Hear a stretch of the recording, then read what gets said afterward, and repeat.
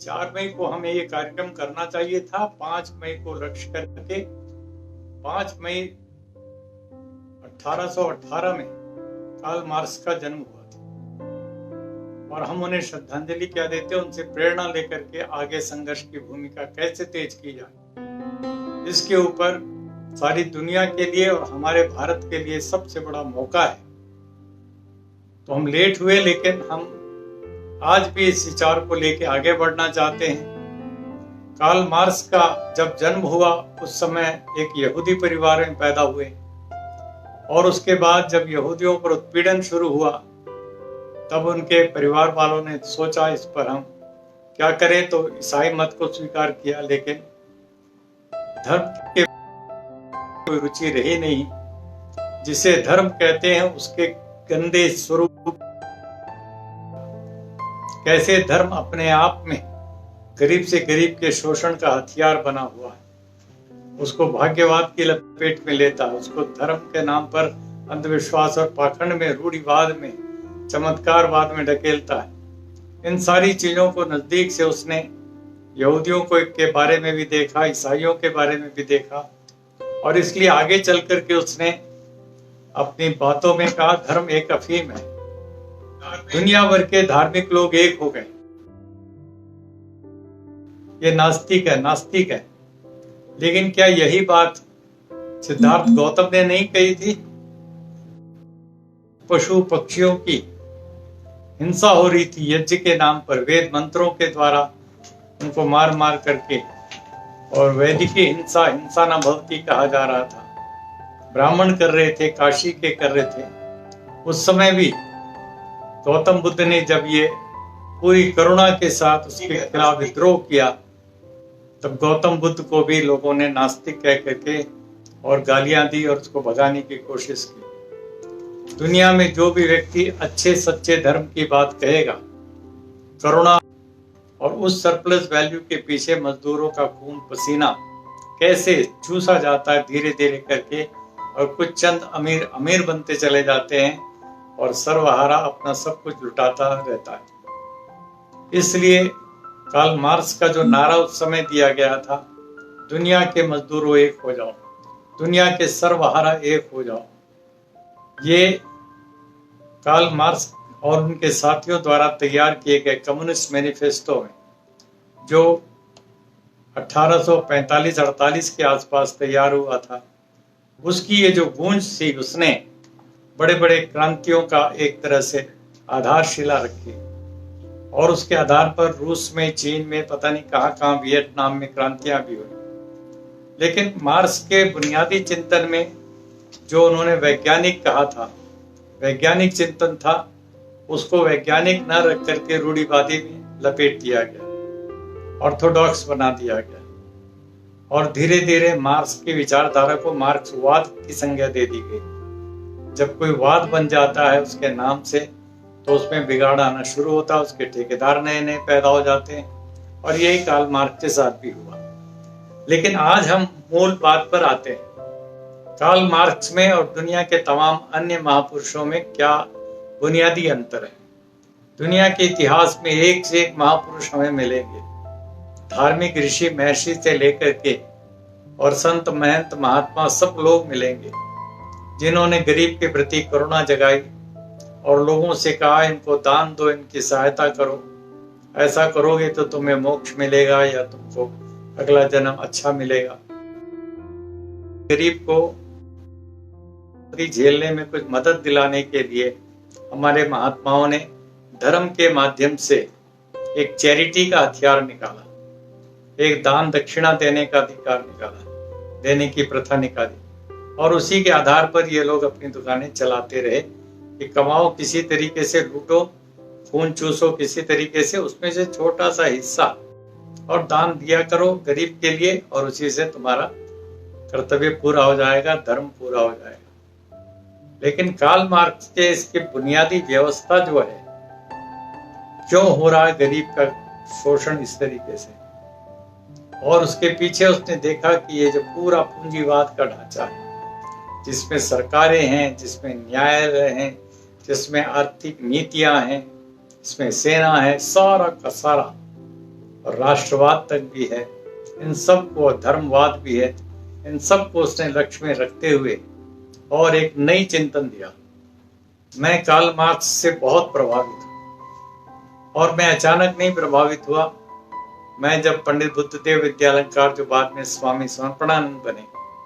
उनके साथ बैठ करके जब उनकी पुस्तक कायाकल्प के बारे में चिंतन करता था, परामर्श करता था, तब उन्होंने मुझे कहा, कार्ल मार्क्स तो बहुत बड़ा ऋषि थे। मैं दंग रह गया। एक आर्य समाज का इतना बड़ा वेदों का विद्वान, मैंने किसी और आर्य समाज के विद्वान से इस प्रकार की बात नहीं सुनी थी कि कार्ल मार्क्स को वो ऋषि कहें। और मैं समझता हूँ कि उनकी प्रेरणा से मैंने उनके ऊपर सोचना शुरू किया और मैं भी इस नतीजे पे पहुंचा हूँ कि कार्ल मार्क्स सचमुच में ऋषियों में भी बड़े ऋषि थे और उनका बहुत बड़ा महत्व योगदान है जो हमारे और तथाकथित दुनिया भर के ऋषियों में नहीं मिलता। उन्होंने गरीबी की जड़ में जाकर के कि कोई व्यक्ति गरीब क्यों है और कैसे पूंजी उसका दोहन शोषण करते करते और उसको गरीब बनाए रखती है। आज कोरोना के संकट में जब हम लोग चिल्ला चिल्ला के कह रहे हैं कि भारत के 50 करोड़ असंगठित क्षेत्र के मजदूर और उसमें 15 करोड़ प्रवासी मजदूर जिस त्रासदी को झेल रहे हैं पूरी तरीके से, कैसे दर दर की ठोकर खा रहे हैं और 17 दिन के बच्चे को गोद में लेकर, 1 साल के बच्चे को गोद में लेकर माँ मेरी, बहन मेरी निकल पड़ रही है पैदल पैदल, और उनका सारा टीवी पर देखिए तो कहीं भी देखिए ये सारे चित्र दिल को हिला दे रहे हैं। और कोई सरकार, 70 साल हो गए इस देश की किसी भी सरकार ने भारत के संविधान का पालन नहीं किया, लेकिन किसी ने विद्रोह भी नहीं किया। दूसरी पार्टियां होनी चाहिए थी जो विद्रोह करती और कहती सबसे बड़ा उद्देश्य हमारे भारत के संविधान का है और वो ये है कि हमें इसके अनुसार न्याय दिलाना, सामाजिक, आर्थिक और राजनीतिक न्याय दिलाना, समतामूलक समाज बनाना, सबको बराबर अवसर दिलाने, ये सब कुछ हमारे संविधान में, काम का अधिकार दिलाना और न्यायोचित उसकी मजदूरी दिलाना, ये सब बातें हमारे संविधान में। लेकिन किसी ने इस मुद्दे को उठाया ही नहीं। संविधान की कसम खा लेना एक रिचुअल में बदल दिया, मत्था टेक देना, जैसे नरेंद्र मोदी जी ने टेका इस बार प्रधानमंत्री बनने के बाद। और इस तरह के नाटक तो बहुत हुए, लेकिन किसी ने भारत के संविधान को गंभीरता से नहीं लिया, उसका अनुपालन नहीं हुआ और न ही कार्ल मार्क्स को इस तरीके से गंभीरता से लिया गया। और उसके कुछ न कुछ बिगड़े हुए रूप को लेकर के जब उन्होंने कहा था वैज्ञानिक है, ये वैज्ञानिक द्वंद्वात्मक, इसके साथ वो आगे बढ़े थे फ्रेडरिक एंगल्स के साथ, हीगल के साथ। हीगल भी उनका एक फिलोसोफर था और उन्होंने बड़े बड़े फिलोसोफर्स के बारे में एक बड़ी अच्छी बात कही। फॉरबॉक करके, फायरबॉक बहुत बड़े जर्मन फिलोसोफर हुए, तो उसके प्रति अपनी बात कहते हुए वो कहते हैं कि दार्शनिक जो होते हैं फिलोसोफर, उनका काम दुनिया को कई कई तरीके से इंटरप्रेट करने का होता है, लेकिन सवाल इंटरप्रिटेशन नहीं है, सवाल है कैसे दुनिया को बदला जाए। जो यथा स्थिति है उसको यदि हम मानते रहेंगे और खाली इंटरप्रिटेशन करके, किताबें लिख करके और लफाजी करते रहेंगे तो कोई फायदा नहीं। कैसे दुनिया के गरीब से गरीब को अधिकार दिया,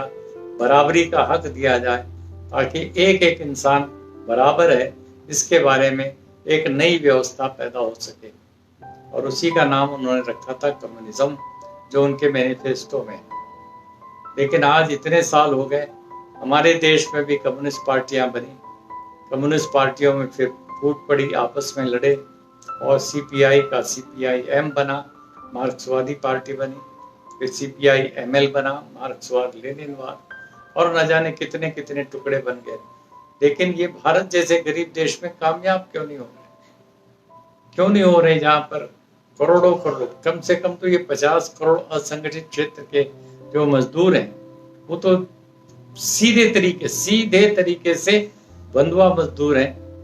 गुलामगिरी करने के लिए मजबूर हैं। न उनको रोजगार का अधिकार है, न न्यूनतम मजदूरी का अधिकार है, न रिहाइश का अधिकार है, मकान का, न घर का, न पढ़ाई का, किसी का नहीं। ऐसे देश में भी हमारे देश की कम्युनिस्ट पार्टियां क्यों कामयाब नहीं हो पाई, ये सब हमें सोचना चाहिए। 1968 में जब हमने अपना काम शुरू किया था और मैं कलकत्ते से आया था, कलकत्ते में तो मार्क्सवाद का बड़ा बोलबाला था और मार्क्सवाद के साथ लेनिनवाद और माओवाद भी नया शुरू हो गया था, जिसको नक्सलाइट मूवमेंट कहते हैं। और उसके बीच में से मैं निकल के कलकत्ते से हरियाणा आया था और तब हमने एक प्रयोगशाला जैसे हरियाणा में शुरू की और हमने उसका एक आध्यात्मिक रूप दिया, वेदों के साथ जोड़ करके, महर्षि दयानंद की विचारधारा से जोड़ करके, और कहा कि वैदिक समाजवाद इसका जवाब है। कार्ल मार्क्स के सामने जो ईश्वर का स्वरूप था या मंदिर, गिरजाघर आदि का रूप था, उसके खिलाफ विद्रोह करना बहुत ही सही लगा। खुदा के बंदों को देखकर खुदा से मुनकिर हुई है दुनिया, खुदा के बंदों को देखकर खुदा से मुनकिर हुई है दुनिया कि ऐसे बंदे हैं जो खुदा के, वो कोई अच्छा खुदा नहीं। और इसलिए लोगों ने खुदा को ही रिजेक्ट किया। जब देखा कि इस तरह गरीबी, लाचारी, बेबसी में अकेले जा रहे हैं गरीब से गरीब मेहनत करने वाले लोग, उनको न्याय नहीं मिल रहा है, तो फिर क्या फायदा इसे खुदा को मानने का। लेकिन परमात्मा, खुदा, अल्लाह जिसको हम कहते हैं, वो हम सबको बराबर का अधिकार देता। बराबर पैदा होते हम सब बराबर एक इंसान होते हैं, न हिंदू न मुसलमान होते, न ऊंची जात न छोटी जात होते, न काले गोरे का कोई ऐसा फर्क होता और न ही अमीर और गरीब का फर्क होता। ये सारे फर्क समाज में चालाक लोग, धूर्त, बेईमान लोग बना करके और पूरी विषमता की समाज व्यवस्था को, अर्थव्यवस्था को राजनीति के द्वारा और थोप देते हैं एक एक बच्चे के ऊपर, और करोड़ों बच्चे बाल मजदूरी के लिए, बंधुआ मजदूरी के लिए मजबूर हो जाते हैं। और उधर लाखों बच्चे बड़े बड़े अमीरों के कॉन्वेंट स्कूलों में इधर उधर पढ़ाई करने के लिए जाते हैं। कहने का मतलब है कि बचपन से ही अमीर गरीब का भेदभाव चौड़ा होता हुआ दिखाई पड़ता है। इसके खिलाफ यदि हमें एक नई समाज रचना करनी है तो कार्ल मार्क्स को याद करना पड़ेगा। और कार्ल मार्क्स के समय पर यदि ये वेदों का चिंतन नहीं था उनके सामने, जहां पर हमने पाया कि जो ईश्वर की अवधारणा अपने आप में सही वैज्ञानिक अवधारणा हमें समतावाद की तरफ ले जाती है, हर इंसान को बराबर का दर्जा दिलाती है, तो क्यों नहीं हम उस अध्यात्म को लेकर, वैदिक एकेश्वरवाद को लेकर, और जिसकी अवधारणा हमें दूसरे धर्म मजहबों में भी मिलती है, रब्बुल आलमीन में मिलती है, kingdom of God on earth, ईश्वर का साम्राज्य धरती पर लाना, ये सारी की सारी चीजें बहुतायत से सब जगह पर मौजूद हैं, लेकिन इन पंडे, पुजारियों और पादरियों ने उसको छिपा रखा है, दबा रखा है। असली बात, न्याय की बात नहीं आने देते। ये कर्म कांडों में कि इतनी बार ऐसे नमाज पढ़ो, ऐसे मूर्ति पर फूल चढ़ाओ, तो ऐसे आरती करो, इस प्रकार की बातों में उलझा के रखते। तो सबसे पहला काम तो ये करना पड़ेगा जो महर्षि दयानंद ने चोट की थी और कहा था, दुनिया के जितने मत मतांतर हैं ये सब भ्रम फैलाने वाले हैं, अंधविश्वास की दुकानें हैं, और इनको चाहिए कि आपस में बैठ करके या तो सत्य और असत्य का निर्णय करके निष्पक्ष होकर के सत्य का मार्ग अवलंबन करें, और नहीं तो इनके खिलाफ विद्रोह होना चाहिए। पाखंड खंडनी पताका गाड़ी थी उन्होंने इन सभी धर्मों के धर्माचार्यों के खिलाफ। आज वही वक्त आ गया है, ये सभी धर्म सचमुच में अफीम है, इनको धर्म कहना भी गलत है। ये सांप्रदायिकता से जकड़े हुए हैं, ये कर्म कांड से और इस प्रकार के रूढ़िवाद से, अंधविश्वास और पाखंडवाद से जकड़े हुए हैं, और यहाँ पर बेवकूफ बना करके खास करके गरीब लोगों को और ज्यादा शोषण के लिए ढकेला जा रहा है। तो मैं पहले भी कह चुका हूँ, ये सारी बातें आज मैं दोहरा रहा हूँ कार्ल मार्क्स को याद करके कि दुनिया के तमाम क्रांतिकारी जिन महापुरुषों में हम गिनना चाहें तो बहुत ऊंचे स्थान पर, सबसे ऊंचे भी कह सकता हूँ, वहां पर हमें कार्ल मार्क्स मिलेंगे। और उनकी जिंदगी की कहानी में बहुत सी बातें हैं जिनको आज मैं समय की कमी की वजह से नहीं कह सकता, लेकिन बहुत गुर्बत में जिए और इतने संघर्ष किया, इतना संघर्ष किया कि अपने बच्चों की ठीक से दवा दारू भी नहीं कर पाए, पूरी तरीके से उनका 4 बेटे थे, एक बेटा मर गया, उसको दफन करके आए तो फिर थोड़े दिनों के बाद दूसरा बेटा, तीसरा बेटा, चौथा बेटा मर गया। 4 बेटे मर गए कार्ल मार्क्स के, और उसने उफ तक नहीं किया। चौथा बेटा मरने के बाद वो रात को ही चिट्ठी लिखते हैं, जैसे कोई चर्चा नहीं, उनके चिट्ठी लिखते हैं फ्रेडरिक एंगल्स को कि हमारा अगला अध्याय ये होना चाहिए इसके बारे में, जो पूंजी के बारे में, कैपिटल के बारे में। इस प्रकार से उनकी जो एनर्जी थी कितनी सात्विक थी, कितनी आध्यात्मिक थी, और इसीलिए ये सारी बातें मुझे सुनाई थी स्वामी समर्पणानंद जी ने, जो वेदों के अद्भुत विद्वान थे। तो मुझे लगता है कि आज हमें कार्ल मार्क्स के प्रति केवल एक ऐसी औपचारिक श्रद्धांजलि नहीं, बल्कि उसको बुनियादी तौर पर फिर से ढूंढ के समझ करके आज के दिन हम कैसे अपनी आध्यात्मिकता से और वैज्ञानिक चिंतन से, वैज्ञानिक चिंतन बहुत जरूरी है, क्योंकि मार्क्स के समय न्यूटन का चिंतन था और विकासवाद का। उन दोनों के बीच में उसने एक साइंटिफिक उसकी बात कही, द्वंद्वात्मक प्रणाली की बात कही।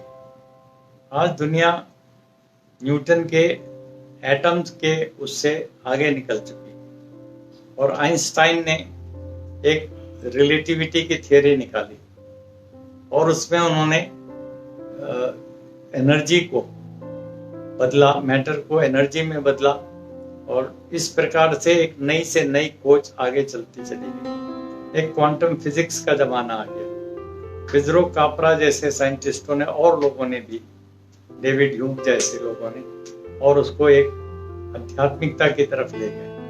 आइंस्टाइन भी, जो सबसे बड़े वैज्ञानिकों में जिनकी गिनती होती है, उन्होंने भी अध्यात्म को या ईश्वर के होने को पूरी तरह नकारा नहीं। उन्होंने कहा कि पूरे सृष्टि को जब मैं देखता हूँ तो उसमें कुछ न कुछ मुझे एक अजीब सा सौंदर्य, एक बहुत बड़ा रचनात्मकता दिखाई पड़ती है, और मैं बता नहीं सकता क्या है, क्यों है, लेकिन उन्होंने सीधे सीधे एक तरह से स्वीकार किया कि एक बहुत बड़ी शक्ति है जो इस पूरी सृष्टि का सृजन कर रही है, संचालन कर रही है। तो हम उन सारे वैज्ञानिकों की सोच के साथ अपने आप को जोड़ करके, और आजकल की परिस्थितियों में जो हमारे देश में, समाज में हो रहा है, पूरे देश के तमाम अच्छे बुद्धिजीवियों को जोड़ करके, मार्क्सवाद कहें या कोई बात कहें, लेकिन एक ऐसा समाज बनाए जिसमें समता मूलक हो, सबको बराबरी का दर्जा मिले, सबको बराबर अवसर मिले, और कोई भेदभाव न जातिवाद का हो, न सांप्रदायिकता का हो, न स्त्री पुरुष का हो, और नशा मुक्त हो समाज, पाखंड मुक्त हो समाज, शोषण मुक्त हो समाज। इस प्रकार का एक नया समाज बनाने के लिए सामाजिक सत्य क्रांति के माध्यम से, और दोस्तों और साथियों, हम आगे बढ़े और क्रांति ला करके दिखाएं, दुनिया को बदलने का संकल्प जगा करके दिखाएं। धन्यवाद आप सबका।